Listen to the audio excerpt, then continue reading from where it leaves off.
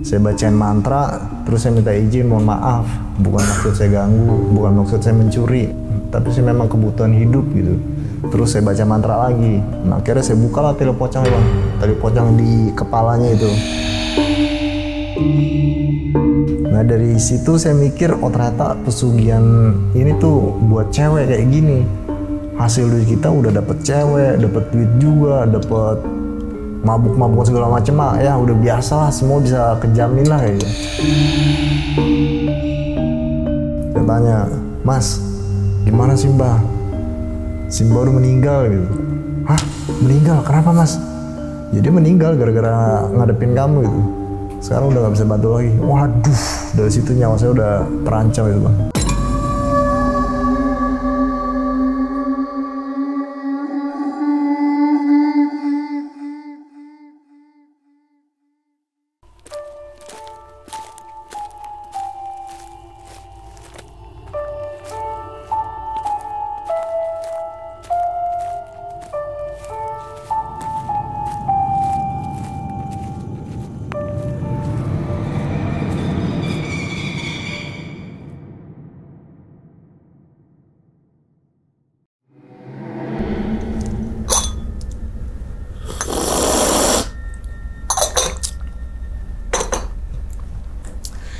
Assalamualaikum warahmatullahi wabarakatuh. Kembali lagi bersama gue Sumar Adi Wijaya atau biasa dipanggil Umang dalam segmen Ngopi Horor. Ya teman-teman semua, pada video kali ini nih atau pada kesempatan kali ini lagi dan lagi gue tidak akan membawakan sebuah cerita dan namun menghadirkan narasumber yang tentunya mempunyai pengalaman mistis ataupun pengalaman yang horornya nih. Nah di samping gue nih udah ada Bang Nawan. Waduh. Yeah. Abang, gimana kabarnya Bang? Alhamdulillah baik Bang. Sehat ya? Sehat. Alhamdulillah. Salam untuk teman-teman dan juga keluarga di rumah nih, Bang Nawan nih. Nah, sebelum Bang Nawan menceritakan pengalamannya ke teman-teman semua nih, kami ngucapin terima kasih banyak loh, Bang Nawan.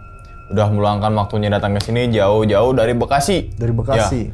Ya. Yang semoga aja nih teman-teman semua di balik pengalamannya Bang Nawan nanti, teman-teman semua nih bisa diambil pelajarannya dan juga bisa diambil si baiknya ya Bang ya. Si baiknya. Oke. Nah, ngomongin masalah pengalaman nih Bang, ini menarik juga nih pengalamannya Bang Nawan nih. Ternyata Bang Nawan punya pengalaman yang dimana dulu sering ditolak cewek, sampai akhirnya pergi dukun, dan sampai akhirnya ngikut pesugihan. Iya. Berarti bisa dibilang Bang Nawan ini merupakan salah satu mantan pelaku pesugihan gitu Bang ya? Pesugihan tali yang pocong. Sekarang udah tobat. Pesugihan apa tadi Bang? Pesugihan tali pocong. Pesugihan tali pocong, gokil gak tuh? Oke, ini gue yakin banget sih banyak pelajaran harusnya nih di kisahnya Bang Nawan yang teman-teman semua jangan sampai ngikutin gitu jadi kan ya. Jadi motivasi aja. Jadi motivasi dan jadi inspirasi, bukan inspirasi. Apa namanya? Pelajaran ambil baiknya. Oke. Ya wis Bang Nawan mungkin tahan dulu kali ya cerita nih ya. Oke, dan tanpa berlama-lama lagi kita langsung masuk aja ke dalam ceritanya. Ngopi horor segera dimulai. Minum dulu Bang, silakan kopinya, seruput dulu Bang.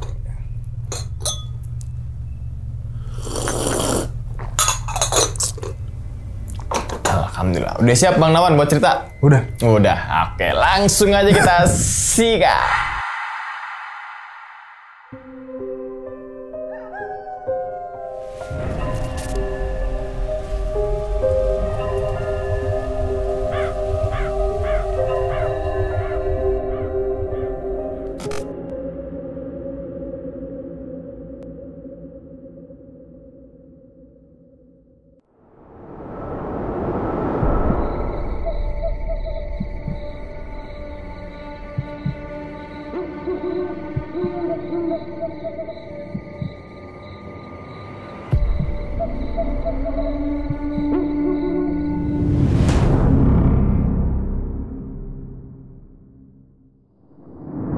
Awal mulanya itu kejadiannya pas saya sekolah SMP. Jadi waktu SMP itu niat teman-teman saya pada punya cewek gitu kan, pada punya pacar. Kayak tuh kayaknya enak nih kalau punya cewek nih. Nah terus di situ saya tuh nyoba-nyoba buat cari cewek. Karena kan niat teman-teman tuh kayaknya gimana sih kalau berangkat sekolah sama cewek, pulang sekolah sama pacarnya gitu. Di situ saya punya inisiatif, kayaknya gue juga harus punya pacar nih kayak mereka orang gitu kan. Nah di situ akhirnya saya nyoba. Saya tanya ke teman saya yang satu kelas, Jadi targetnya itu teman satu kelas saya. Teman satu kelas itu, saya tanya ke yang teman satu bangkunya itu, saya tanya dia, Mel, gimana cara nembak cewek gitu? Karena waktu itu saya emang nggak ngerti sama sekali. Cara ngungkapin perasaan ke cewek kayak gimana, nembak cewek gimana. Akhirnya saya nanya sama siapa? Amel itu. Amel itu? bukan. Nembak nama yang sana ya, oke. Sama si Amel, gimana Mel cara nembak cewek gitu? Ah lu masa nembak cewek aja nggak bisa, lemah banget gitu. Enggak serius, gue nanya, emang siapa yang mau lu tembak? Teman sebangku lu. Oh Cindy, iya serius lu, serius. Lu lagi kenapa? Dia bilang gitu. Nggak apa-apa, gampang, gini aja. Sin, gue itu sebenarnya punya perasaan sama lu mau nggak jadi pacar gue? Udah gitu aja. Kata si Amel itu gitu kan. Nah udah kira pas istirahat itu saya temuin si Cindy tuh. Saya temuin terus saya langsung ngomong di situ. Karena saya nggak ngerti udah langsung ngomong aja. Sin, gue punya perasaan sama lu selama ini. Lu mau nggak jadi pacar gue? Apaan sih lu? Dia bilang gitu kan ya. Kok begitu sih jawabnya? Gue nggak suka sama lu, dia bilang gitu. Jadi kayak ekspres itu kayak kesel aja gitu. Ya namanya juga orang teman satu kelas kok tapi ditembak kayak gitu kan. Dia kaget juga kan. Ya udah dari situ akhirnya saya nyerah deh. Ya udahlah, nggak apa-apa kalau dia nggak mau tuh masih banyak cewek lain gitu. Nah terus dari situ keesokan harinya saya nyari lagi tuh. Saya coba lagi, sama ditolak juga. Nyari cewek lagi? Saya coba lagi buat nembak cewek lagi. Beda kelas lagi di kelas 91. Tapi nggak terima juga. Saking seringnya saya nyoba, akhirnya di situ udah banyak banget cewek yang nolakin saya. Saya akhirnya nyerah deh. Kayaknya udahlah, gue udah nggak pantas lagi punya nyari cewek. Mungkin auranya kurang atau gimana, beda sama teman-teman yang lain gitu kan. Ya udah dari situ akhirnya saya mutusin nggak mau sekolah. Sudah nggak mau sekolah lagi di situ. Sampai nggak mau sekolah? Iya udah kelas 2 SMP udah mau lulus. Gara-gara cewek tuh ya? Cuma perkara cewek. Karena saya tuh kayak gimana ya? Masuk sekolah tuh kayak malu. Oh, karena ditolak. Karena di situ udah banyak banget saya tembak. Jadi gimana ya? Perasaan tuh nggak mungkin kalau gue sekolah. Pasti gue diceng-cengin sama teman-teman gitu. Ya udah kira saya mutusin buat berhenti sekolah. Jadi setiap berangkat sekolah dari rumah berangkat. Karena kan orang tua nggak tahu kalau saya udah berhenti. Dari rumah berangkat tapi saya lari ke warnet.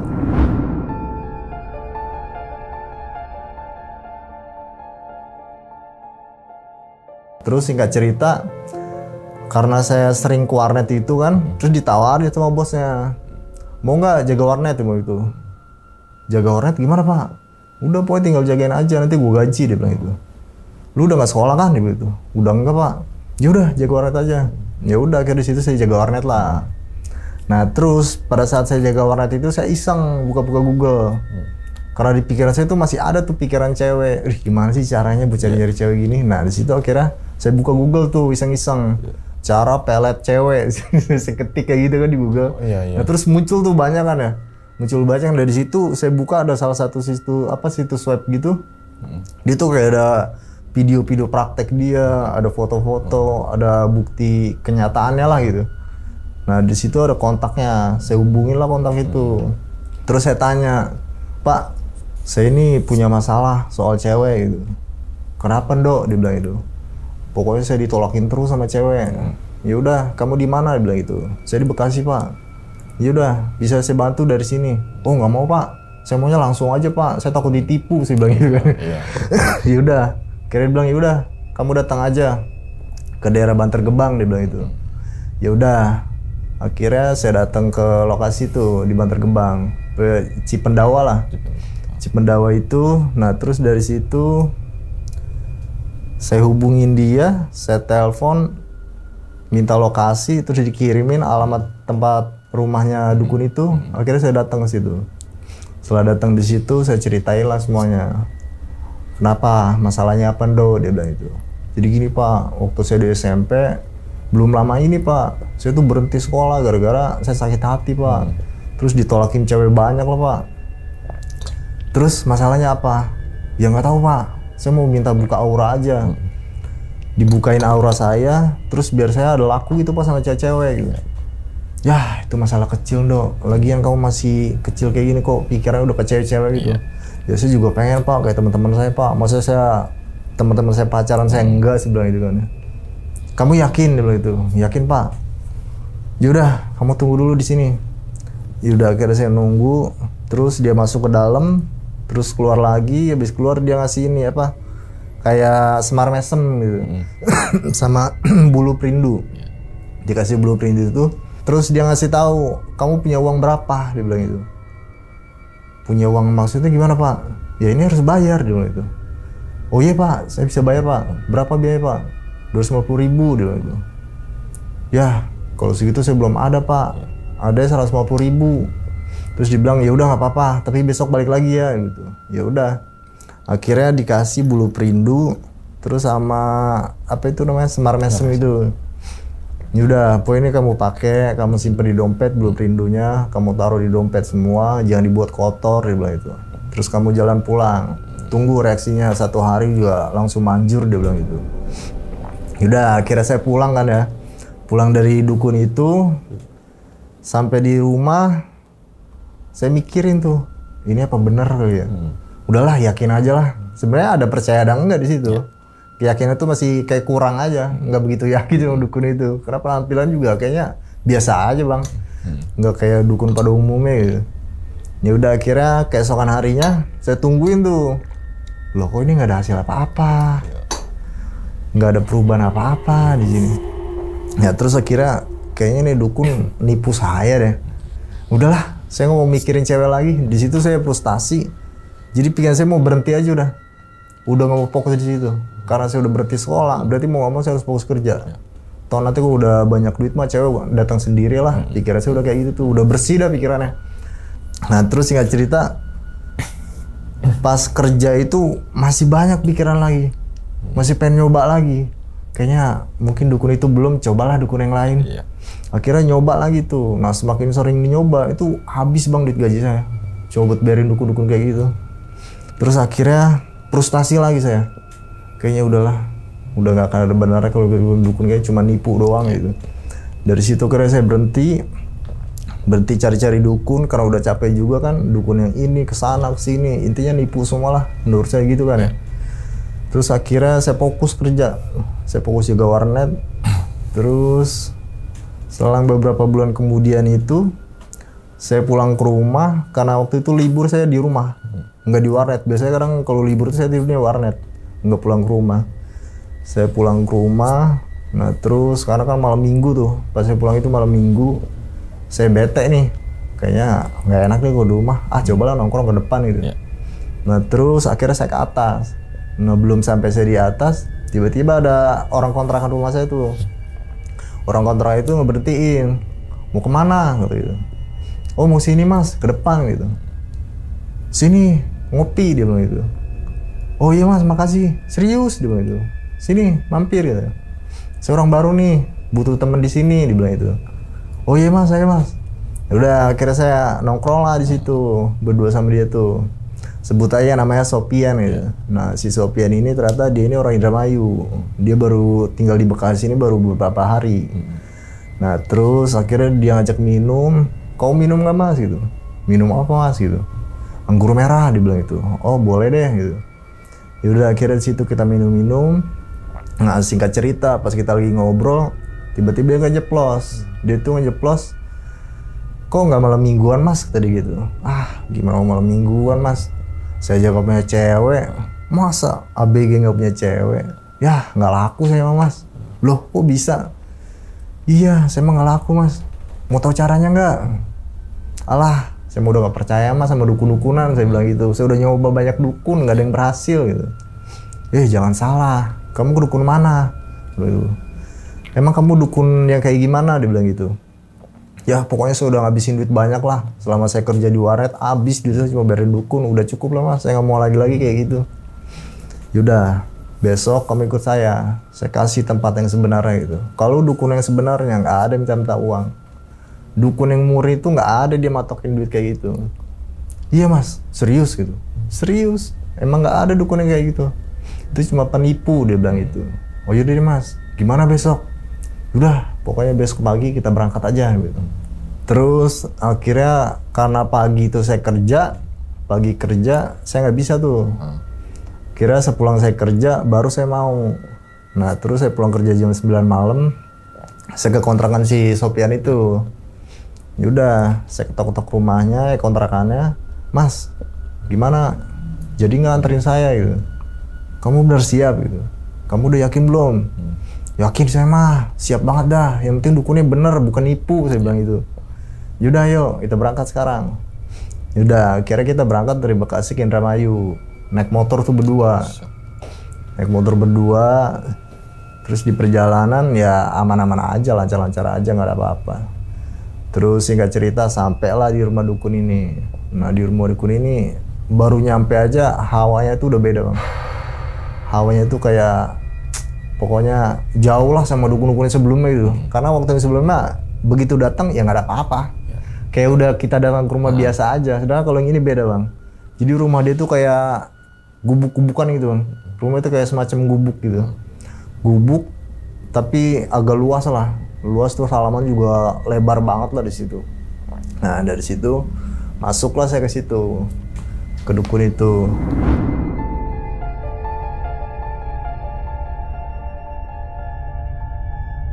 Orangnya itu bapak-bapak, cuma udah tua banget, udah bongkok juga deh. Posisi bapak, kakek-kakek itulah. Nah kira kita masuklah ke situ. Kita belum cerita, kita belum apa-apa, dia udah tahu duluan bang. Dia udah tahu, terus tanpa dia cerita, tanpa tanya apa-apa, kita langsung suruh duduk dulu sini, tunggu jam 12 juga gitu. Dalam hati saya nungguin apa jam 12, padahal kan saya belum cerita, saya belum kasih tahu masalah saya apa. Terus kata Sopian, udah kita tunggu aja, tapi kan kita belum cerita. Udah lu diem aja, ini mah dukun nyata gitu. Diem aja dah, ikutin aja kata Simbah gitu. Udah akhirnya saya tungguin tuh sampai jam 12. Akhirnya tiba lah di jam 12 itu. Tiba di jam 12, saya langsung diajak ke belakang rumah. Terus saya jalan nyusurin ke kayak gunung-gunung gitu jalan bang. Nggak kayak gunung banget sih, pokoknya kayak sepi banget lah. Kayak pesawahan gitu tapi banyak apa sih namanya, kayak rumput, bukan rumput apa ya? Ilalang. Belalang itu ya. Pokoknya rame kayak apa tadi? Ilalang, bukan belalang. Iya belalang. Ilalang kupu-kupu nanti. Siang makan nasi, malam minum susu. Banyak ilalang. Ilalang, iya, kayak ilalang kayak gitu. Nah, akhirnya kita nyusur itu kurang lebih jaraknya 1 kilo dah. Nggak sampai 500 meter lebih. Ke situ, nah terus saya pikir mau ritual di situ. Taunya kuburan bang. Saya kaget di situ lah. Oh ini kuburan. Kita mau ngapain sob? Udah ikutin aja, kata lu yakin? Ya gue yakin, mau kemana pun ayo gue siap.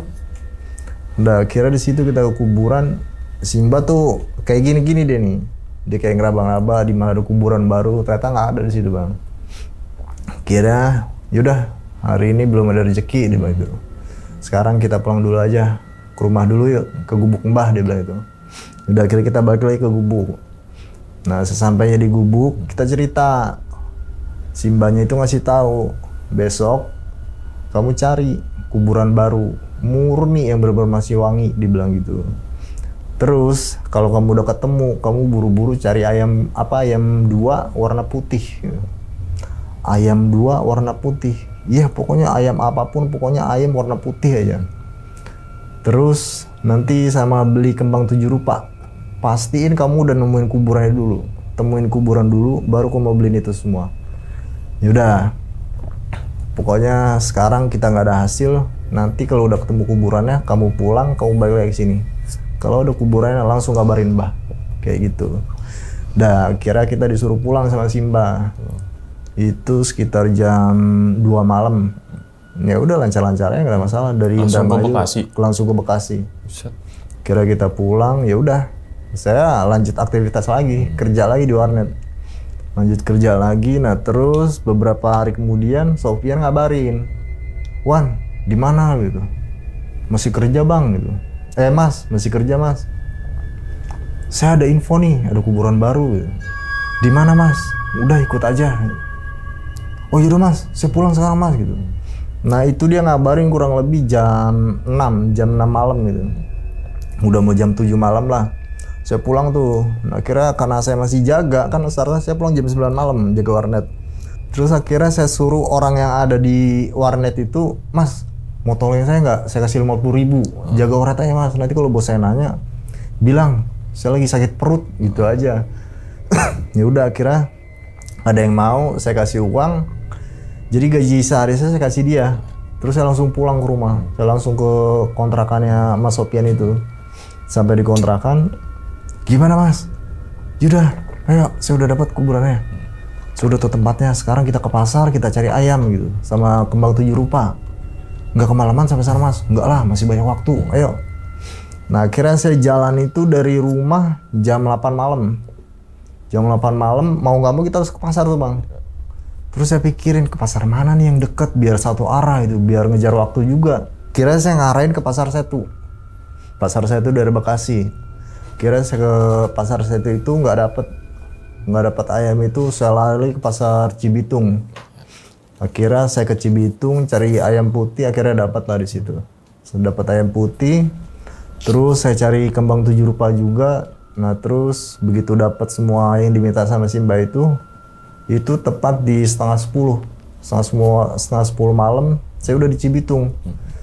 Berangkat dari Cibitung ke Indramayu langsung. Buset. Langsung naik motor lagi tuh. Itu naik repo goyang boy bang. Repo goyang. naik repo goyang itu dari Bekasi ke Indramayu. Goyang tuh. Goyang mau motor butut. Ya motor butut juga.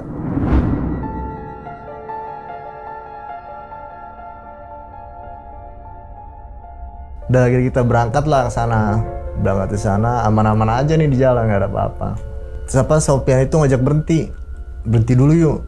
Gue lapar banget perut gue. Gitu. Ah apa ngantar aja. Udah sekarang aja. Lagian juga masih lama kok. Lagian juga kita di sana nanti Simbah pasti nyuruh jam 12 gitu. Iya juga ya udah deh, ayo.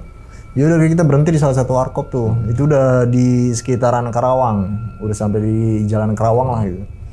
Sampai di situ kita berhenti dulu, kita makan dulu karena Sopian lapar kan ya. Kalau saya udah malah nggak kepikiran makan lagi. Saya cuma ngopi doang di situ.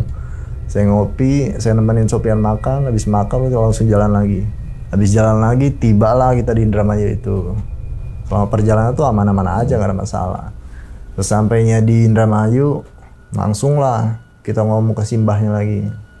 Mbah, udah dapet nih kuburannya, saya juga udah bawa permintaan Mbah gitu. Oh yaudah, kalau gitu cepet-cepet kita berangkat gitu.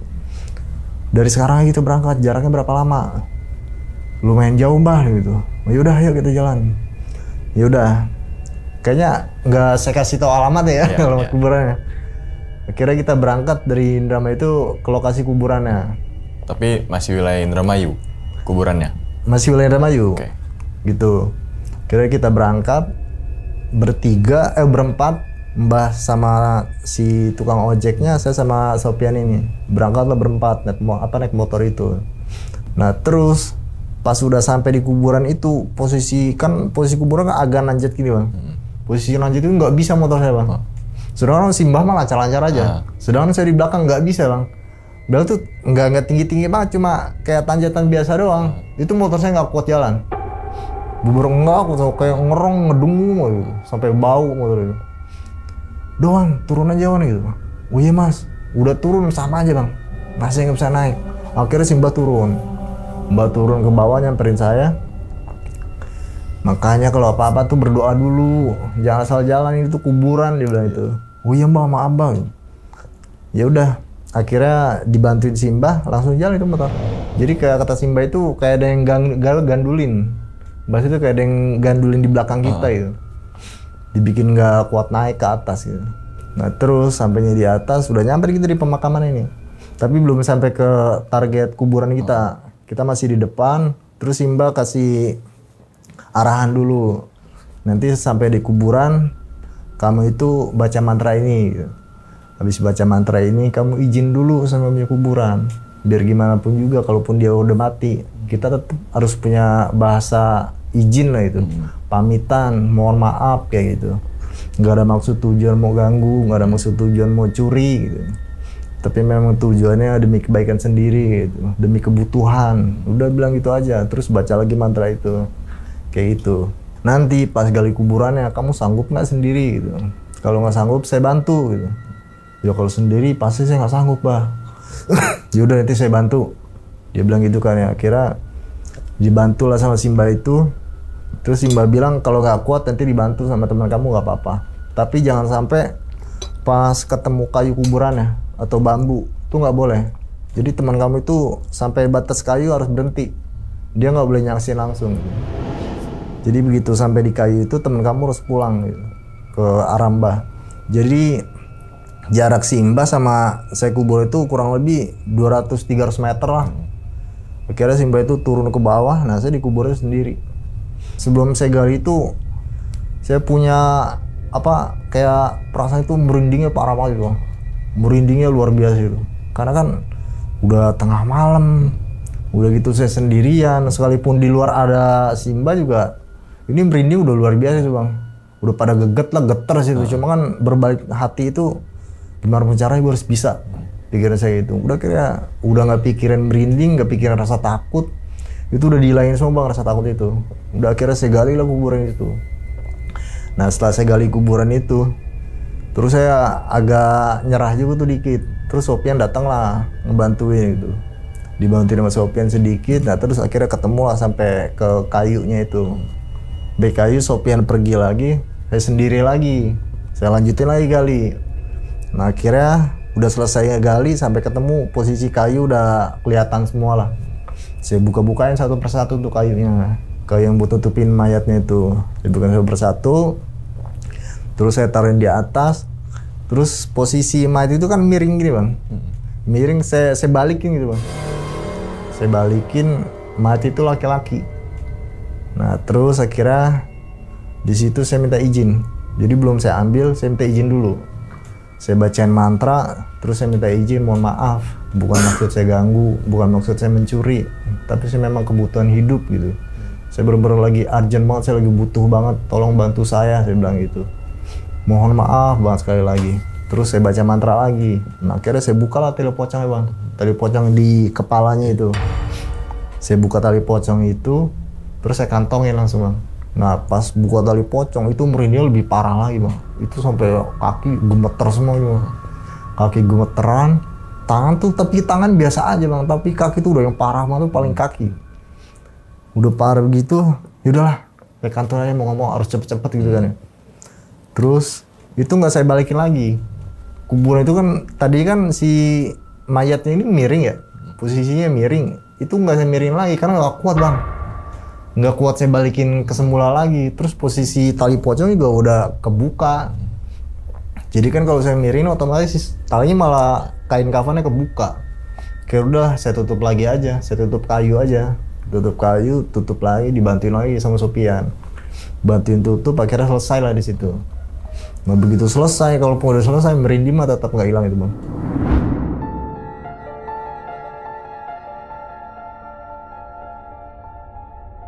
Terus akhirnya saya nyamperin Simba, karena udah selesai. Udah kamu tutup semula belum? Gitu. Udah mbah. Yaudah, ayo.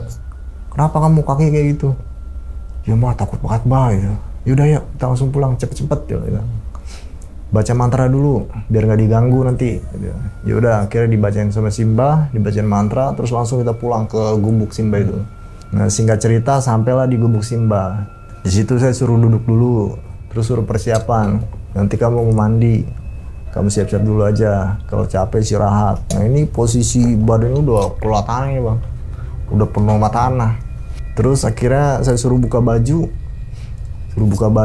murni sampai berber pakai sempak doang.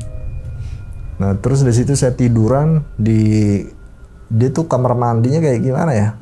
Bukan kamar mandi, tapi kayak kayu, ada tatakannya gitu.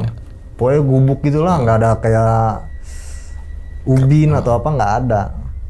Jadi tiduran di situ, terus saya dimandiin. Posisi tali pocongnya taruh sini bang, taruh di dada saya ini. Sebelum saya ini, kamu harus baca dulu. Gitu. Baca apa mbak? Baca mantra dari saya dulu. Terus baru dalam hati kamu harus yakin. Kamu yakin, kamu harus siap, kamu harus percaya diri. Jangan sampai nanti pas kamu mandi kamu gak yakin. Gitu. Ini bisa gagal ya itu. Yakin dalam arti apa mbah? Gitu. Ya pokoknya kalau kamu udah berani ngelakuin ini, ya kamu udah siap konsekuensinya gitu. Apapun yang nanti terjadi sama kamu harus siap. Selagi kamu nggak ngelanggar, kamu nggak akan ada apa-apa. Tapi kalau kamu lupa, kamu melanggar, pasti kamu ada kendala, dia bilang gitu. Ya mbah, saya yakin mbah gitu.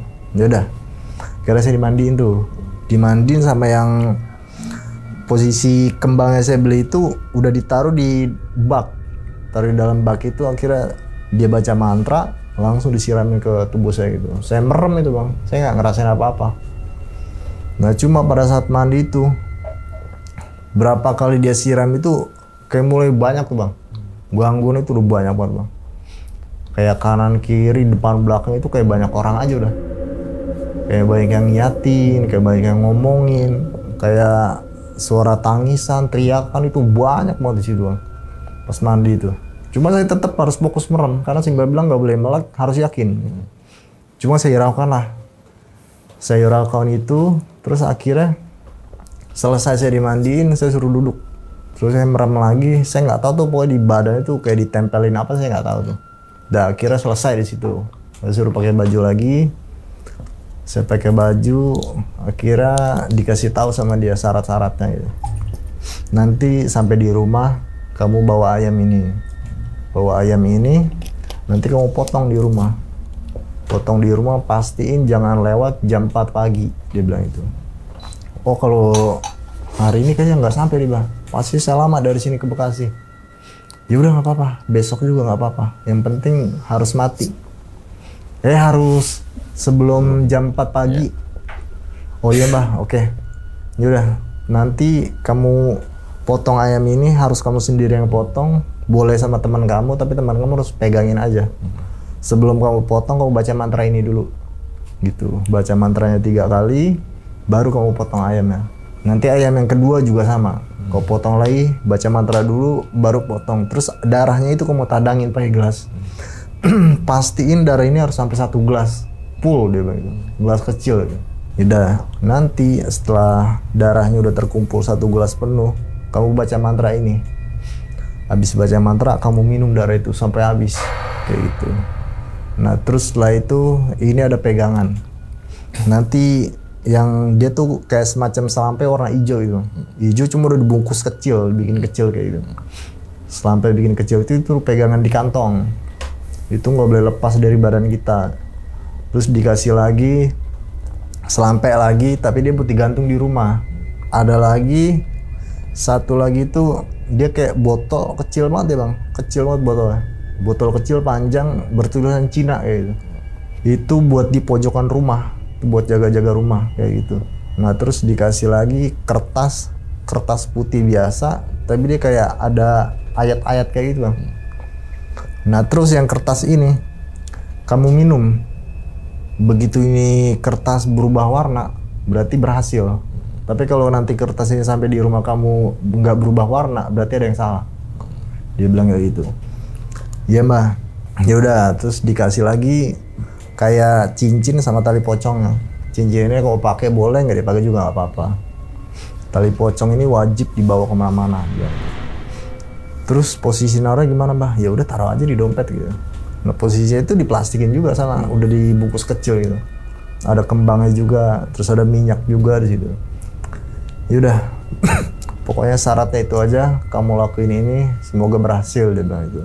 Terus ini prosesnya berapa lama mbah? Ya udah, selama kamu udah bisa selesai itu, maka proses itu udah selesai. Kamu tunggu aja reaksinya, nggak akan lama dia bilang itu. Oh yaudah mbah. Nah terus saya ngobrol sama Sofian. Nih gimana mas bayarnya? Ya dia mah gak bakal mau dibayar gitu. Kasih aja seikhlasnya. Kalaupun kita nanya dia nggak mau. Dia bilang gitu.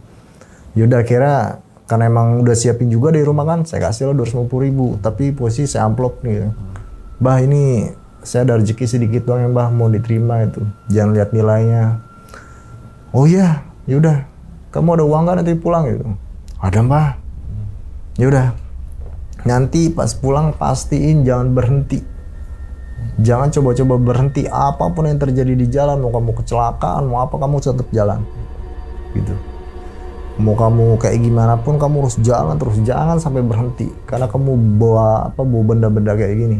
Bilang gitu. Ya udah akhirnya saya ikutin kata-kata Simba. Akhirnya pamit lah kita dari situ. Pamit dari rumah Simba, kita pulang lah. Nah sepanjang perjalanan nggak ada apa-apa bang. aman-aman aja. Nah terus setelah selang berapa jam itu, kurang lebih 2 jam kita udah mau sampai rumah tuh bang. Nah di situ mulailah bang kayak suara apa sih, suara abis suara orang itu ban kita langsung bocor ya, kayak suara orang lewat gitu, was gitu. Suara kencang kayak gitu, ban langsung bocor, leduk. Bocor itu, Sopian mau berhenti, saya bilang jangan berhentian gitu. Kenapa? Karena gue bilang berhenti. Oh iya saya lupa, yaudah jalan aja. Akhirnya posisi makin goyang aja bang, udah repo goyang, makin goyang lagi kan. Tetap jalan itu sepanjang jalan, karena udah pagi kan ya, udah jam 3 pas setengah 4 pagi tuh. Itu orang sepanjang jalan pada ngomong, woi ban bocor, woi ban bocor gitu. Cuma, iya pak gitu. Jadi dihiraukan aja, nggak dipikirin gitu. Terus akhirnya kita jalan sampai rumah, akhirnya tiba lah di rumah. Posisi ban udah habis lah pokoknya itu sampai rumah. Ya udah saya cepet-cepet tuh. Saya taruhin kayak yang botol itu saya taruh di pojokan rumah. Oh enggak, yang gantung itu saya taruh di atas rumah. Terus saya minum yang kertas putihnya itu. Nah itu saya kaget juga tuh bang. Itu kertas kan putih, nggak ada apa-apa, nggak ada pewarna, nggak ada apa. Itu posisi kertas itu saya celupin di air putih bang. Air putih itu berubah warna jadi merah kayak darah gitu. Nah kok ini jadi berubah kayak gini, kok bisa gitu. Terus saya inget tuh kata Simba, pokoknya pasti ini harus berwarna merah. Kalau nggak warna merah berarti gagal, dia bilang gitu. Ternyata ini warna merah bang, berarti kan berhasil di situ kan. Wah ini bener-bener sakti. Kira udah pas warna udah merah saya bacain mantra lagi, langsung saya minum tuh. Habis saya minum itu udah mau jam 4, berarti kan nggak bisa potong ayam. Terus Sopian udahlah potong ayam kayaknya besok aja gitu. Kita nunggu sampai besok, nggak keesokan harinya baru kita potong ayam. Itu kurang lebih habis Isya jam 8 malam. Jam 8 kita potong ayam itu, kita potong sama Sopian. Terus saya potong, saya bacain mantranya, saya tadangin darahnya itu, darah ayamnya itu. Ayam pertama bacain mantra, ayam kedua juga sama, lakuin hal yang sama. Habis baca mantra, barulah saya minum sambil baca mantra juga. Nah di situ akhirnya selesai itu bang.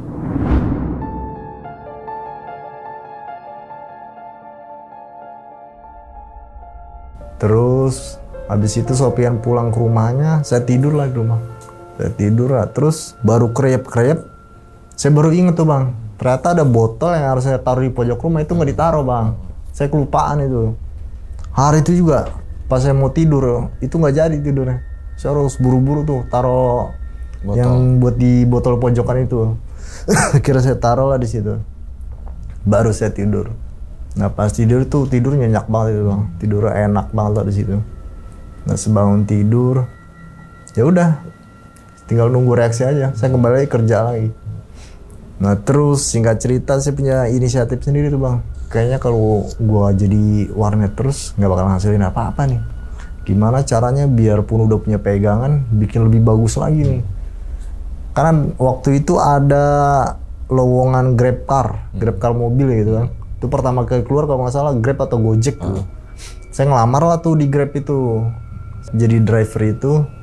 Akhirnya diterima, habis diterima saya carilah mobil rental.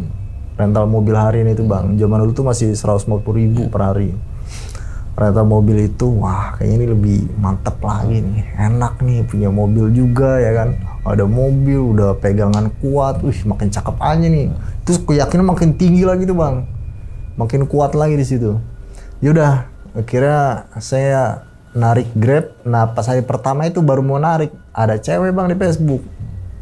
Chatan sama cewek, dia ngajak ketemu tuh di situ. Wah pas banget nih, lebih enak lagi nih, pakai mobil lagi kan, pede banget sih bang.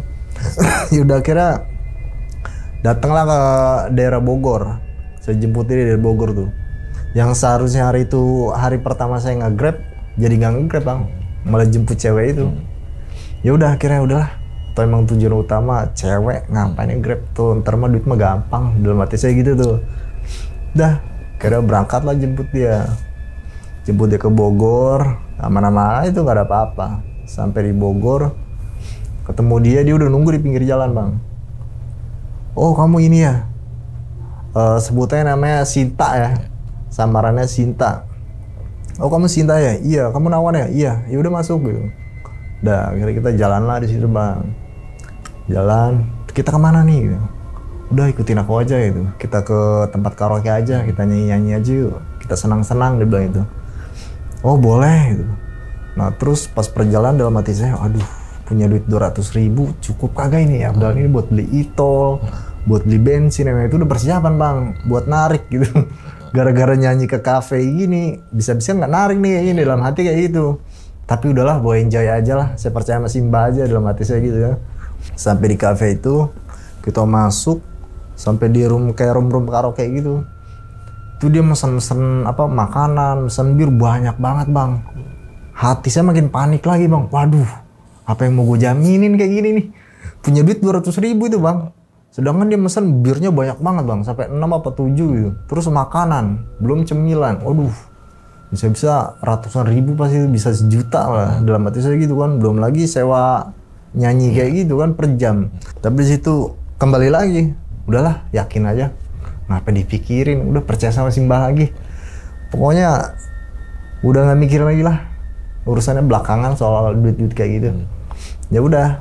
Akhirnya nyanyi di situ, senang-senang berdua. Kira setelah itu udah selesai, kita pulang. Di sini deg-degan saya bang, karena takut diminta bill bang. Saya belum nggak punya duit sama sekali, itu cuma 200.000, kan nggak mungkin cukup bang segitu. Minta bill, pas kita pulang kita berhenti dulu tuh ke kasir buat bayar. Pas bayar ya saya pura-pura aja gitu bang, pura-pura punya duit gitu, ngeluarin dompet, padahal mah dilama-lamain aja. Kamu mau ngapain dia bilang, kira diberhentiin juga, nggak jadi saya ngeluarin dompet nih. Diberhentiin sama dia, dibayarin lah sama dia semua bang. Kan aku yang minta, kan aku yang mesan semuanya, kan aku yang ngajak kamu juga, ngapain kamu ngeluarin duit? Nggak usah, aku yang bayar semua. Nah dari situ hati saya, wah salut sama si Bra, berarti berhasil ini, mantep ini, nggak ditipu lagi sekarang ini real gitu. Nah dari situ udahlah. Semakin yakin tuh saya bang, semakin yakin. Terus akhirnya selesai dibayar, kita langsung ke mobil, kita pulang. Nah pikiran saya kan udah selesai gitu, kita langsung pulang kan ya. Terus dia bilang, kayaknya kita cari hotel aja deh. Aku mau cerita sama kamu, dia bilang itu. Ke hotel? Iya kita ke hotel. Oh yaudah deh, ayo. Mau nggak mau tuh bang, yaelah namanya juga kucing dikasih ikan kan mungkin nolak bang. Kira berangkat lah kita ke hotel tuh. Kita ke hotel, cuma dia nggak mau hotel di sekitar rumah dia. Dia maunya yang jauh. Kira saya ajak aja ke daerah Bekasi. Saya ajak ke Bekasi, saya cari hotel di situ. Kira masuk hotel, dia yang daftarin semua, dia yang masuk, dia yang bayar semua segala macem. Masuk ke hotel, kira cerita dia. Cerita kalau sebenarnya dia itu punya suami. Cuma suami dia TKI, dia bilang gitu. TKI di mana? Di Korea, dia bilang gitu. Waduh, kayaknya kita nggak bisa lanjut nih kalau kayak gini, saya takut, saya bilang gitu kan. Udah kamu tenang aja, aku tuh udah lama ditinggal dia, udah 2 tahun, kesepian, dia bilang gitu. Oh gitu ya, tapi nggak apa-apa, ntar nggak dituntut, saya bilang gitu kan.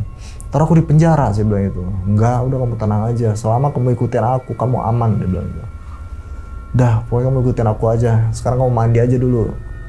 Ya udah, akhirnya saya mandi, saya taruhin tuh alat-alat saya di dompet, saya taruhin di dompet, terus saya taruh di laci hotel itu, saya taruh di laci. Di kamar mandi itu saya mikirin, waduh, udah diajak ke sini nih, ini pasti diajak yang enggak nih. Terus saya inget-inget, ini nggak boleh sampai kotor nih pegangan saya ini.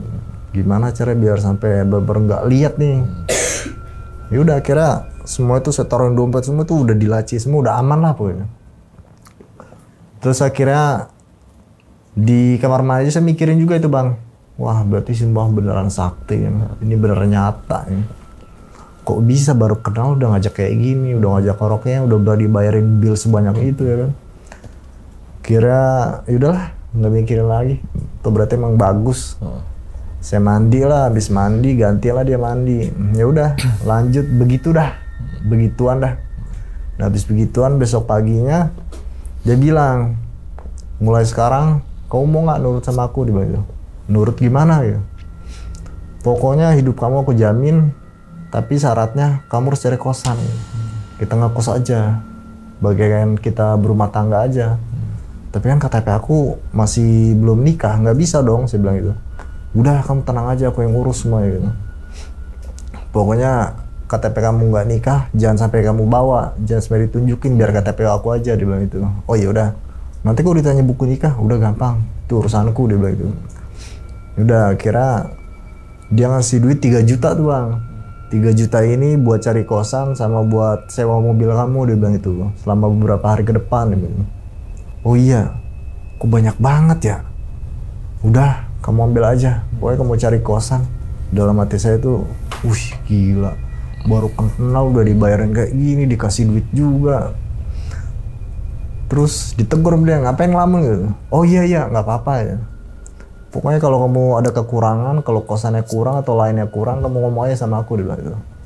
Yaudah, selesai ini kita pulang, anterin aku pulang ke Bogor, atau aku prepare di rumah, aku siap-siapin. Nanti kamu cari kontrakan, cari kos-kosan itu, terus kamu jemput aku lagi, gitu. Kita tinggal di kosan itu bareng-bareng, dia bilang. Ya udah, akhirnya singkat cerita, saya anterin dia pulang ke Bogor lagi nih. Dari Bogor, saya langsung tuh ke daerah Cibubur. Karena dia minta jangan sampai yang dekat-dekat rumah dia, akhirnya saya nyari Cibubur. Itu kok udah lumayan jauh kan ya. Terus ditanya sama dia, Cibuburnya mana gitu. Ya udah perbatasan Bekasi, seberangan banget sama Bekasi sebenarnya itu. Oh yaudah kalau situ nggak apa-apa. Terus akhirnya saya foto-fotoin kosannya kayak gini. Yaudah langsung bayar itu kalau nggak salah 1.200.000 waktu itu bang, per bulannya. Ditanya sama yang punya kontrakan berapa orang itu, berdua aja suami istri, saya bilang gitu. Oh yaudah boleh. Ya terus akhirnya setelah itu saya narik Grab. Nah pas lagi narik ditelepon sama dia, pastiin mulai pagi ini kamu jangan ada nelpon ya, karena kalau pagi ini dia pasti nelpon aku, dia bilang itu. Pagi sampai sore dia pasti nelpon, dia bilang itu. Pokoknya jangan sampai kamu nelpon gitu. Oh yaudah ya siap, saya bilang itu. Ya udah akhirnya saya narik Grab tuh pertama kalinya. Ya udah saya narik biasa aja. Narik saya lari ke Jakarta, habis itu udah jam 5 karena udah sore. Waktu saya ke Bogor lagi nih buat jemput dia. Ya udah akhirnya saya jemput dia tuh ke Bogor.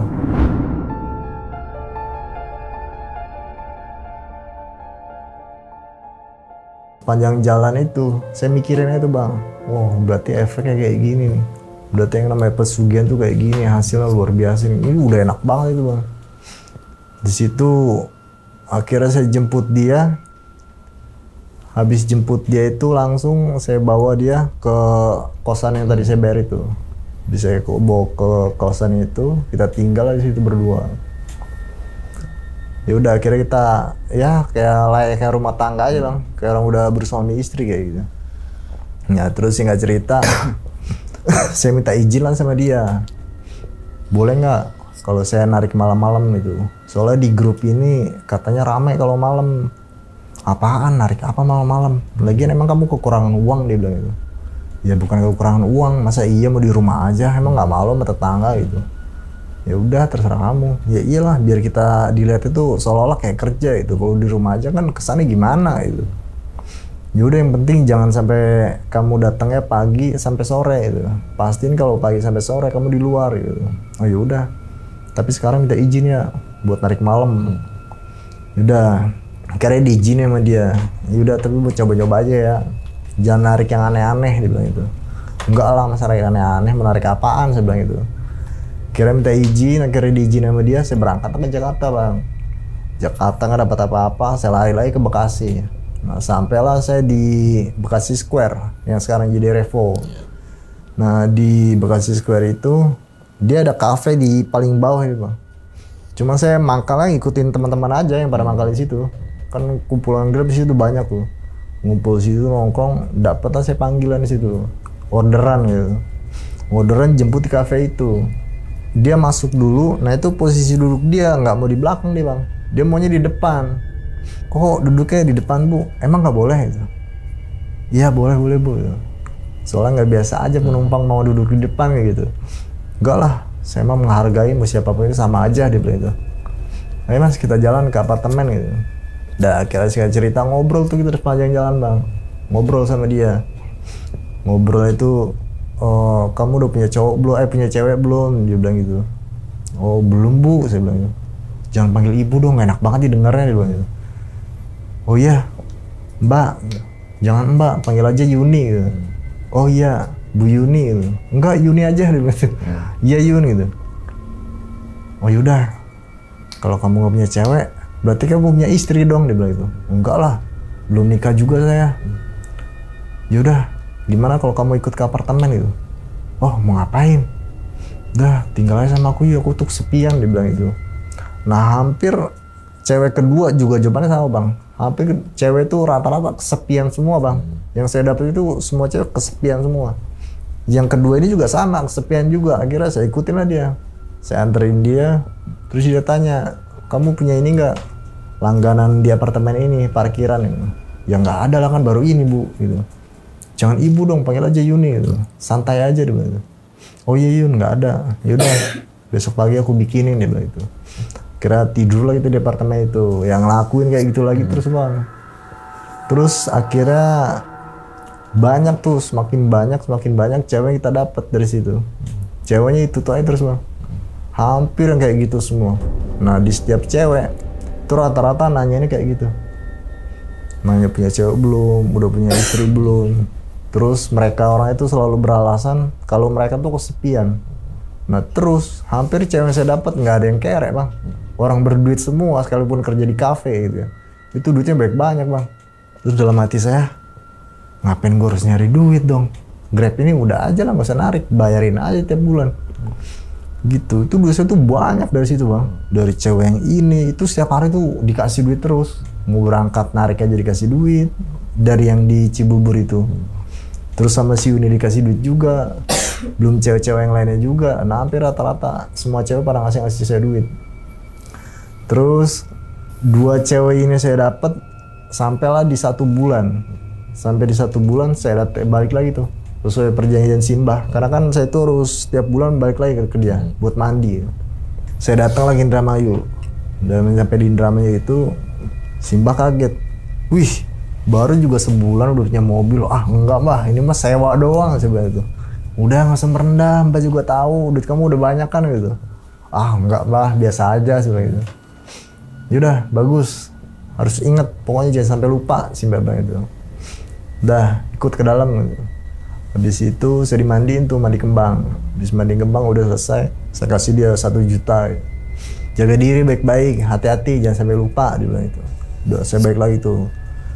Dari Indramayu ke Bekasi lagi. Bekasi, nah habis dari rumah dia makin parah lagi bang. Makin banyak lagi nih cewek bang. Sampai di situ udah nggak karona itu, cewek makin banyak lagi.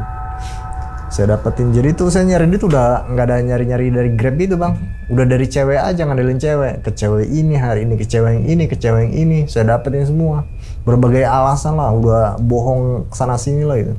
Kira dari situ saking banyaknya cewek, tibalah di 2 bulan, tiba di 2 bulan balik lagi ke Simbah lagi, ke Simbah itu dimandiin lagi sama Simbah, habis mandi lagi, gimana rasanya sekarang? Aman bah, nggak ada apa-apa. Makin banyak malah bah, saya bilang itu. Ya udah, pokoknya semakin kamu kayak gini, semakin kamu harus lebih kuat gitu. Jangan sampai lupa, pastiin jangan lupa. Pokoknya hampir setiap ke Simbah itu dia selalu bilang jangan lupa. Gitu. Jangan sampai lupa buat balik lagi gitu.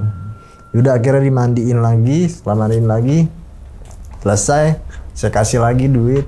Waktu itu kalau nggak salah 5 juta itu yang bulan kedua itu. Saya kasih 5 juta, terus saya pulang, ya udah, yang ngerasain aja itu. Habis pulang dari Indramayu itu ke Bekasi, makin banyak lagi tuh bang. Beberapa hari kemudian itu banyak lagi cewek bang, lebih banyak lagi. Pokoknya udah nggak inget-ingetan lagi dah. Pokoknya banyak cewek, pokoknya duit dari situ aja hasil duit saya tuh. Nah dari situ saya mikir, oh ternyata pesugihan ini tuh buat cewek kayak gini. Hasil duit kita udah dapet cewek, dapet duit juga, dapet mabuk-mabukan segala macem lah. Ya udah biasa lah, semua bisa kejamin lah kayak gitu. Karena udah kebanyakan duit di situ, saya lupa tuh bang.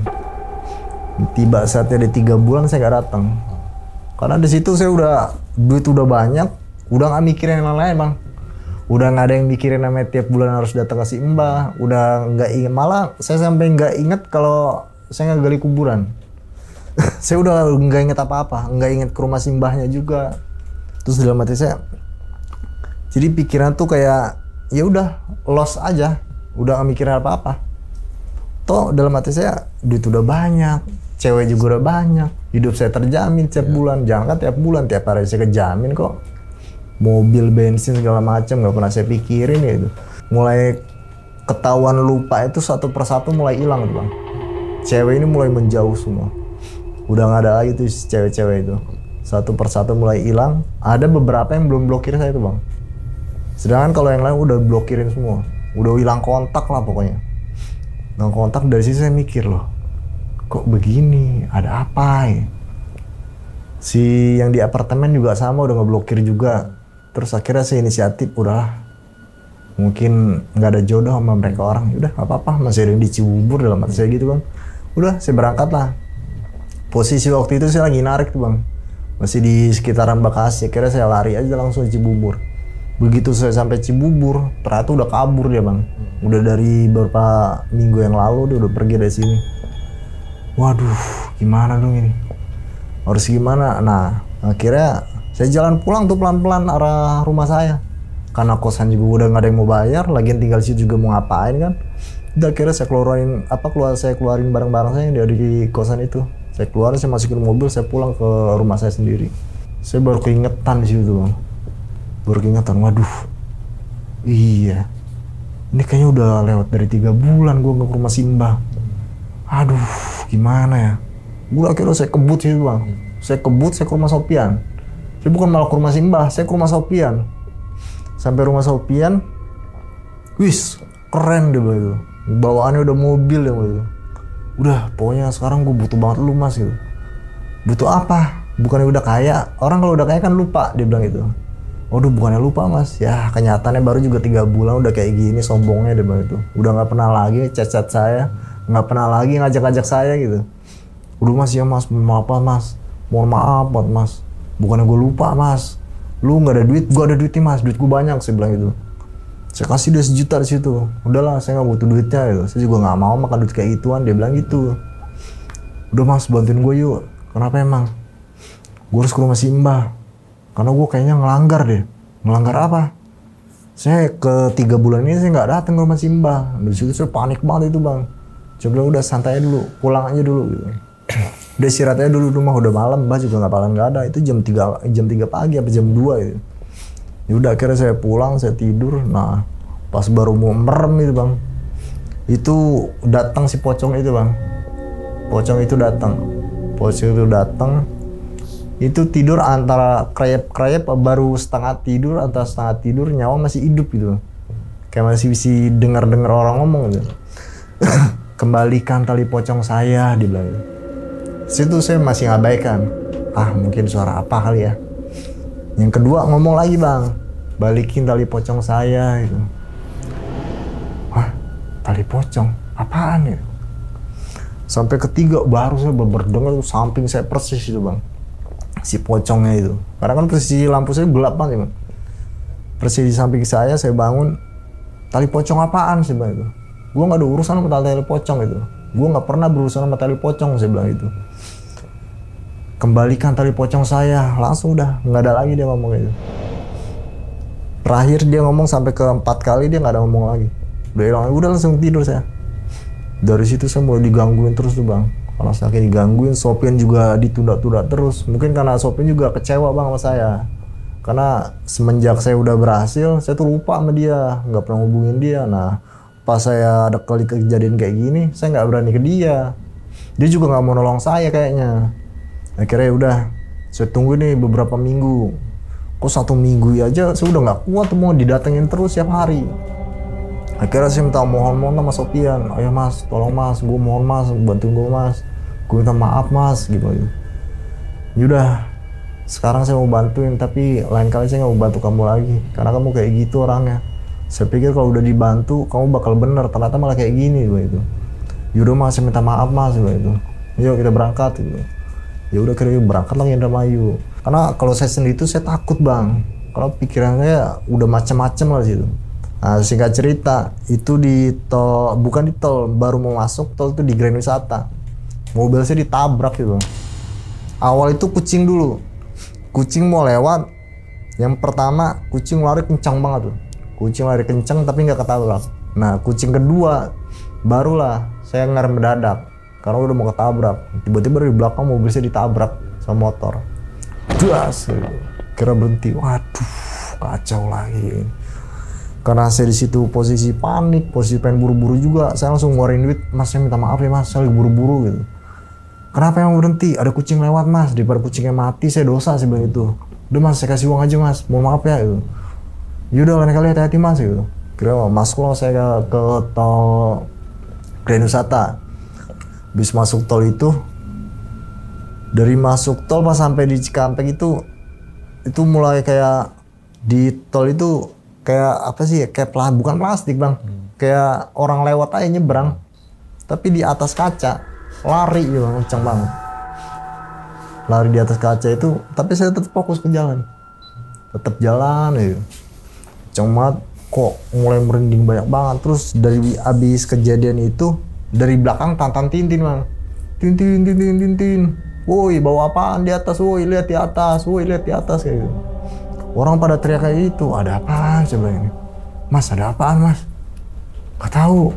Saya juga merinding dibilang gitu. Ya udah kira dari situ ternyata emang si pocongnya ada di atas itu bang, di atas mobil saya itu. Udah saya bablas terus saya tuh udah nggak mikir kayak gitu. Nah dari situ saya kesasar malah saya keluar itu ke daerah Indramayanya nggak sesuai tujuan Simbah. Terus sasar lama lah saya muter-muter situ. Keluar pintu tol malah ke lokasi yang lain, kira muter, kira sampai juga tuh ke rumah Simbah itu.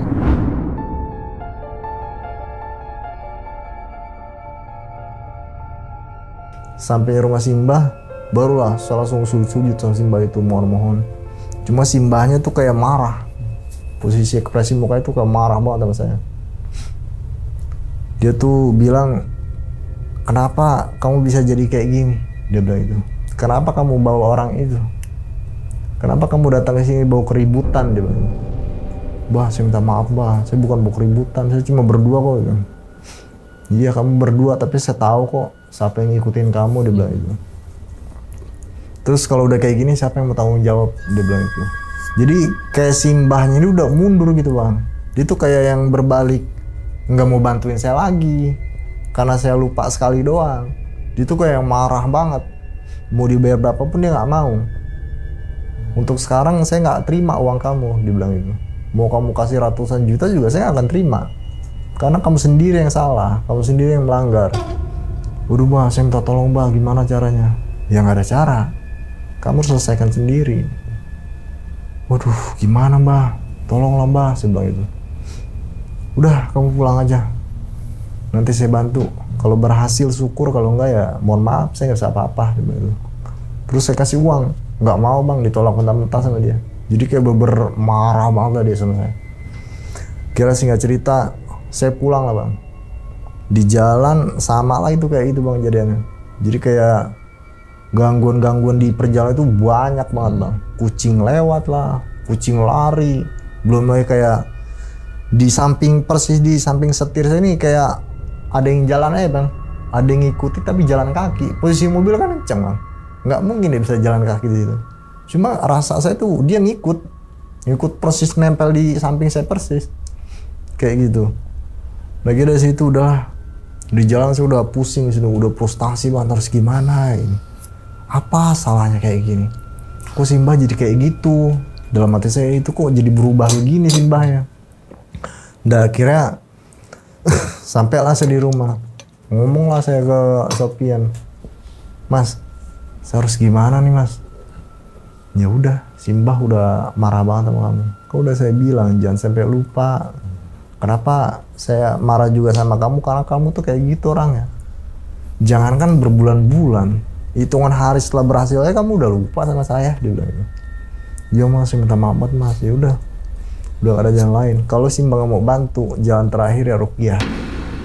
Jalan pembersihan udah itu aja, nggak ada jalan lain. Nah, terus singkat cerita, beberapa hari kemudian itu saya lari ke rumah kontrakan Sopian. Saya tanya, mas, gimana Simbah? Simbah udah meninggal gitu. Hah? Meninggal? Kenapa mas? Jadi meninggal gara-gara ngadepin kamu gitu. Sekarang udah nggak bisa bantu lagi. Waduh, dari situ nyawa saya udah terancam itu. Pikiran saya udah mumet, udah nggak tahu lagi harus gimana bang. Terus akhirnya Sopian nenangin saya, udah kamu tenang, nggak usah panik. Bukan panik lagi karena saya ini udah diganggu banyak banget mas. Setiap hari sih diganggu mas, hidup saya udah gak tenang banget mas. Saya udah gak ada jalan lain, sekarang kalau simbahnya meninggal saya harus gimana mas gitu. Saya harus berbuat apa sih itu. Udah kamu tenang dulu, kita ke Ustadz aja. Jalan satu-satunya udah nggak bisa lagi kalau nggak ke Ustadz dibilang itu. Gimana mas? Ya udah ruqyah aja gitu. Dah kira dari situ saya dibikin tenang sama Sopian, saya diajak lah diajak sama dia itu ke salah satu tempat Ustadz itu. Datanglah saya ke pondoknya itu, datang ke pondok Ustadz itu. Di situ saya cerita kenapa deh gitu. Gini Pak Ustadz, saya ini punya masalah kayak gini, saya main dukun gitu. Astagfirullahaladzim gitu. Kenapa bisa sampai kayak gini? Kok kamu parah banget, gelap banget kamu kayak gini, ke dunia hitam kayak gini untuk apa? Tujuannya biar apa gitu. Iya Pak Ustadz, karena saya mau main-main sama cewek. Dulu tuh waktu saya SMP saya ditolakin terus sama cewek Pak Ustadz gitu. Ya Allah, kamu sampai kayak gini ya. Ya udah, sekarang kamu punya uang nggak? Tapi murni hasil uang halal kamu gitu. Oh ada Pak Ustadz, hasil saya narik murni kok. Narik apa? Narik Grab gitu. Uangnya juga masih ada di saldo Grabnya gitu.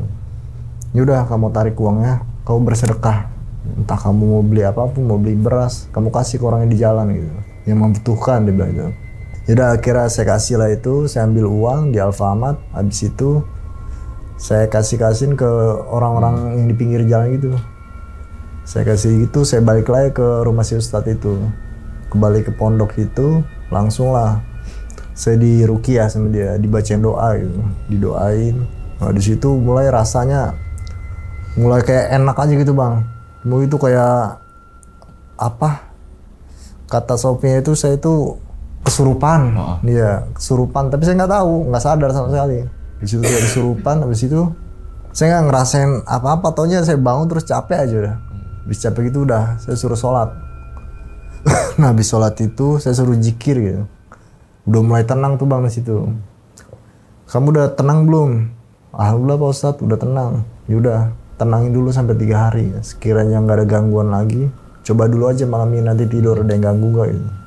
Kalau masih ada kita bersihin lagi dia lah gitu. Pokoknya harus total gitu. Udah akhirnya sampai 3 hari saya di situ sembuh juga tuh bang. Udah nggak ada lagi gangguan. Sampai akhirnya saya pulang ke rumah. Nah jadi segitu cerita saya bang. Oke, diminum dulu silakan Bang Nawan, kopinya. Minum dulu.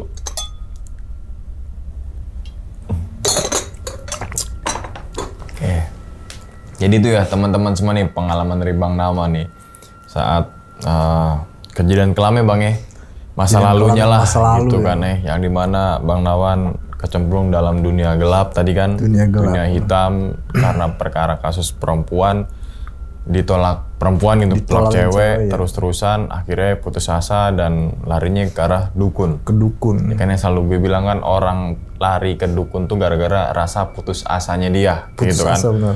Karena yang mungkin yang orang berjualan putus asa nggak rame, ujung-ujungnya dukun. Orang tadi misalkan Bang Nawan ini ditolak terus sama cewek, frustasi biar dapat apalah frustasi, putus asa, lari ke dukun gitu kan ya. Tadi dibilang, bosnya kalau hidupan ya kematian, rezeki, jodoh kan udah diatur sama Allah gitu kan. Bahkan sebelum kita dilahirkan udah diatur semua kan gitu kan. Jadi misalkan teman-teman semua ngerasa dirinya bahwasanya tadi tuh belum cukup ini, belum cukup, jalanin aja gitu kan ya. Iya, seharusnya kan gitu kan ya. Seharusnya. Oke. Nah, berarti kalau gue simak tuh pesugihannya tuh termasuk pertama cewek, terus kan menghasilkan duit ya. Menghasilkan uang. Nah di situ pesugihannya tuh.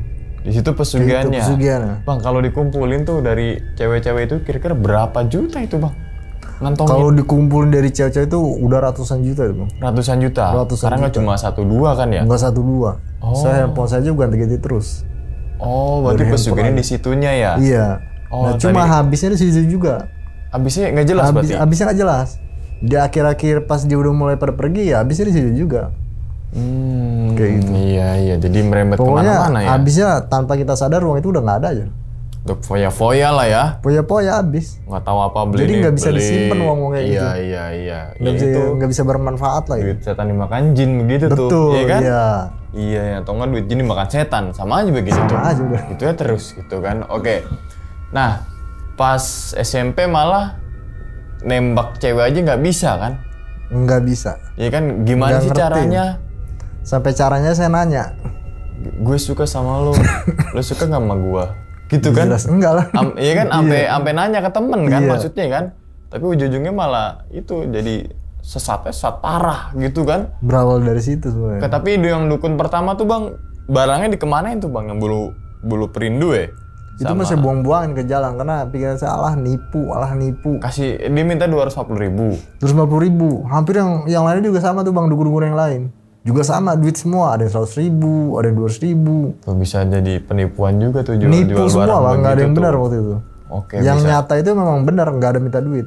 Malah nggak mau dikasih duit. Kasih duit, oke.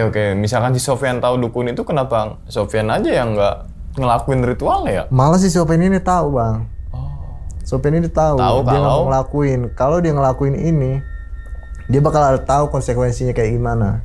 Saya pun sama, sebelum berangkat juga dikasih tahu sama dia. Konsekuensinya kayak gini Siap nih. terima nggak konsekuensinya kayak gini. Nanti Bang, kalau kamu tetap lupa akan maju. kayak gini. Maju terus di situ bang.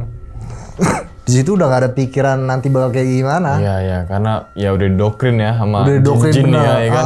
Jadi udah pikirannya dihasut gimana lah. caranya dapat duit, dapat cewek. Gitu. Iya dihasut ya pikirannya ya. Iya bener dihasut. Kedukun nih. Jadi hawanya hawa setannya udah balas dendamnya gitu. Iya. Kalau tali pocongnya bang, Tali pocong apa itu? dikemanain jadinya? Dibeliin ke ustadznya. Oh dikasih ke ustaz. Dikasih ke ustadznya. Kalau yang di atas pintu, pojokan rumah. Kalau yang itu ada semua itu. Cuma saya kasih ke si Roy dulu waktu di Antv itu. Oke, udah dikasih ke dia. Dikasih dia semua. Oke. Nah, gokil sih ngambil tali pocong di kuburan baru. Kuburan baru. Nah, abang masih inget gak? Biasanya kan gini, kalau gali kuburan atau mungkin untuk sesuatu ya, terutama kan tali pocong katanya nih ya, Iya. di malam Jumat gitu. Itu masih inget gak malam apa tuh? Waktu itu jadinya kalau nggak salah antara malam Kamis apa malam Jumat, antara itu aja. Kan Kamisnya biasanya ada Kamis Legi, Kamis Kliwon, kan banyak Nggak ada. juga tuh ya. Kalau saya nggak ada. Yang penting Malah ada si Mbak kuburan itu baru. Ada kuburan baru langsung dihajar. Itu masih hangat banget. Masih wangi. Nggak boleh yang berhari-hari. nggak Juga boleh. kelihatan dong. Jelas. Masih wangi banget pokoknya kuburannya. Waduh, sampai nekat ke situ tuh ya. Sampai nekat ke situ ya, turun-turun ke kuburan, gali-gali. Itu udah rela banget meskipun kaki udah Iya, pada bener, gemeter kayak gimana udah nggak peduli lagi. Udah gelap semua, gelap hati, Udah gelap gelap. pikiran ya kan. Nggak ada pikirin ke depan kayak gimana, nggak ada. Konsekuensi aja nggak dipikirin udah. Nanti mau mati Nah pas yang ini nggak ada. kuburan yang digali, geger gak tuh warga? Apanya? Pas kuburan digali, terus Enggak. geger gak? Nggak ada. Oh, Saya karena nggak di tahu ini sama lagi sekali ya? infonya. Oh nggak tahu sama sekali. Pokoknya kan habis digali itu ditutupin lagi ke semula. Kayak Oke, itu. pas Ditutupin kembang gali juga. kuburan tiba-tiba dia melek, itu ada kepikiran ke situ gak sih? Dah, gitu. Pas berangkat mah ada tuh bang. Pas berangkat terus kalau dibuka dia melotot gimana kan? Cuma dalam hati saya mikir lagi, alah ngapain takut, ada simbahnya. Kecuali saya sendiri saya takut gitu. Iya. Itu ada backingan, jadi pikiran saya mah nggak ada takut sama Iya, sekali. ada backingan gitu Jadi kan ya. pikirannya aman aja dah. Karena kan backingannya Dijagain dukun. gitu. Kalau backingan yang lain kan tetap Mati berani lah. juga, tetap berani Iya, juga ada iya. backingan Iya, gitu kan. Oke, nah terus ini balik lagi ke cewek nih. Zaman-zaman kapan ya? Mungkin 2000 ya, zaman-zaman Facebook awal tuh. Mungkin sebelum Facebook apa Friendster ya. Friendster gitu kan. Terus muncul Facebook, bisa upload foto dan sebagainya. Terus ada sepasang kekasih yang putus asa, biasanya itu kan berhubungan dengan gitu kan. Di status Facebooknya tuh di status profilnya Facebook, kan. ya.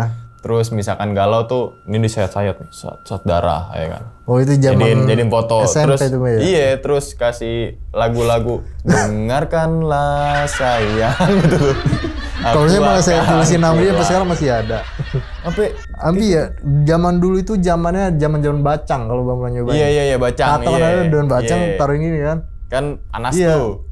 Karena emang sama target pertama berdemen beneran itu bang. Demen beneran itu mah. Tapi ditolak mentang-mentang dia.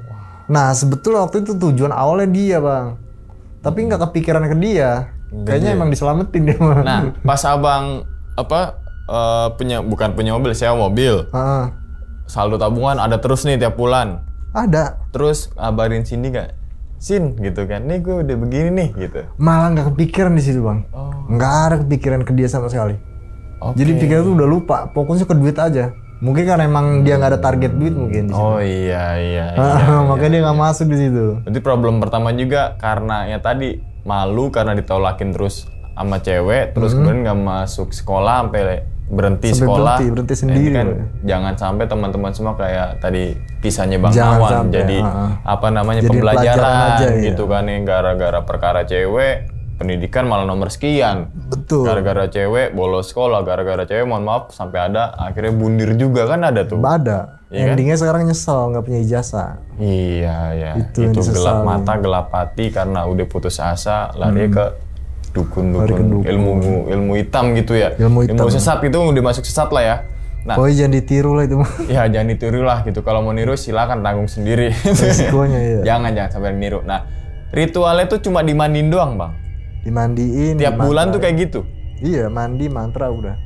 Mandinya mohon maaf kayak mandi orang meninggal gak sih? Kayak mandi orang meninggal. Abang telentang. Cuma saya tiduran kayak orang meninggal aja dah.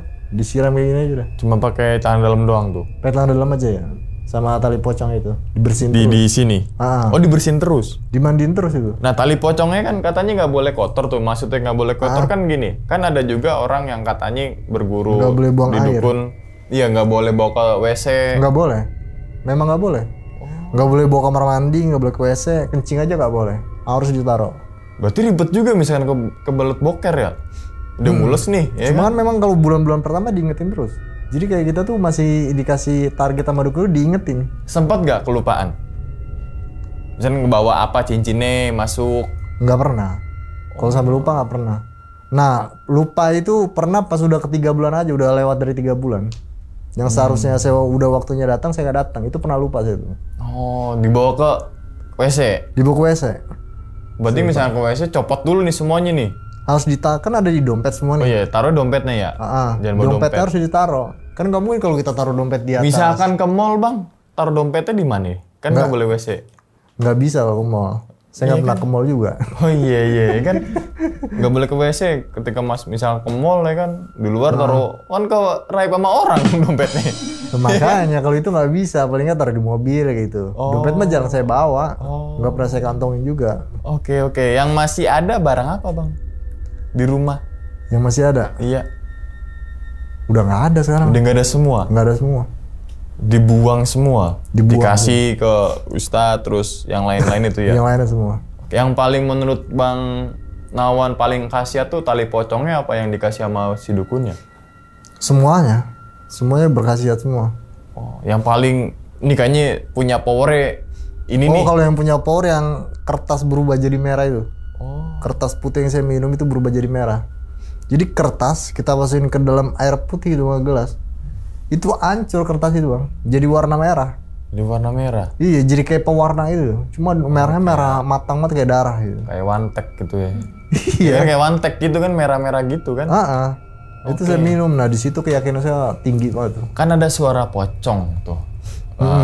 Balikin tali pocong saya. Lihat mukanya sama nggak main di kuburan? Niat muka niat.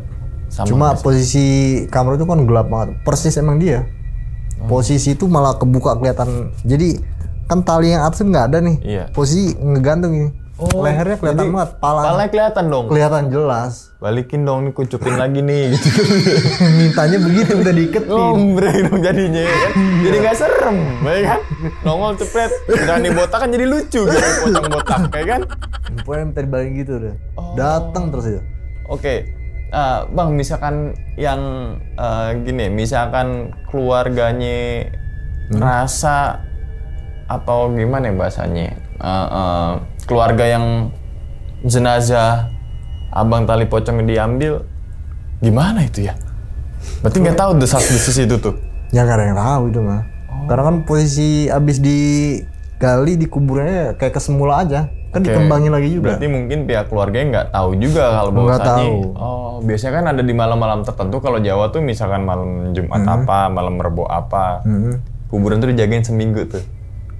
Iya. Biasanya gitu tuh. Karena buat ngejagain takutnya ada orang-orang yang jahat, begitu jahat ngambil apanya lah, yang berkhasiat katanya inilah. berkhasiat ngasilin duit, kan ada juga tuh kayak gitu kan. Iya benar. Oke.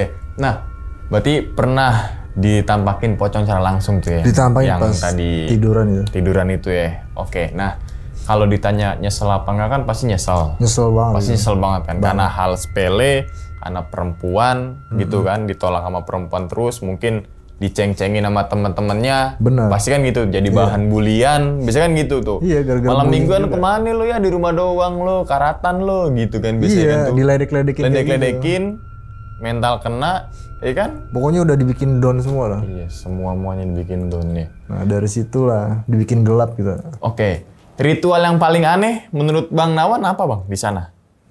Ritual selain dimandiin itu. Yang paling aneh yang di kuburan itu. Yang paling lama tuh di kuburan. Oke. Ritualnya itu. Tapi tanah-tanah kuburannya nggak diambil tuh? Kan biasanya ada tuh. Ada. Diambil, taruh di pojok rumah. Nggak ada kalau itu. Wah. Cuma talinya aja, murni tali pocongnya doang. Gokil sih. Misalkan si Sopian nonton, apa yang pengen abang sampein? Kalau Sopian nonton, saya minta maaf sama dia. Kalau sekarang udah nggak pernah ketemu, nggak tahu dia ngekos di mana sekarang, ngontrak di mana. Terakhir kapan ketemu? Tahun terakhir ya di tahun itu juga 2016, 17. Oh, okay. Lama banget udah nggak pernah ketemu lagi. Udah nggak ketemu lagi. Dia kan kuli bangunan dia. Oke, nah kan ada minum darah tuh, ya darah ayam kan nih. Darah ayam. Rasanya gimana Bang tenggorokan? Kayak ini nggak? Nggak ada berasa apa-apa. Nggak ya? Kayak pahit aja udah. Oh, kayak. Ya cuma kan kalau orang kayak gitu udah nggak ngerasain apa-apa Bang. Oh iya, udah nggak mikir lagi mau ya. makan tai sekalipun mau dia. Iya bener. Udah nggak ada pikiran. Ya sampai ngelakuin apa namanya gali kuburan kan? Iya gali kuburan aja berani Bang, cuma makan darah gitu kecil Bang. Ya, cuma minum doang gitu ya. Iya nggak ada apa-apanya. Oh iya juga ya. Nggak bakal ada kalau orang udah gelap, nggak bakal mikirin kemana-mana Bang. Wah sampai akhirnya Bang Nawan ini apa namanya terbebas dari hal itu semua. Terbebas. Balik lagi ke kehidupan. Untungnya itu Bang. Untungnya terbebas. Karena kalau Ustadz itu bilang pasti meninggal. Udah pasti.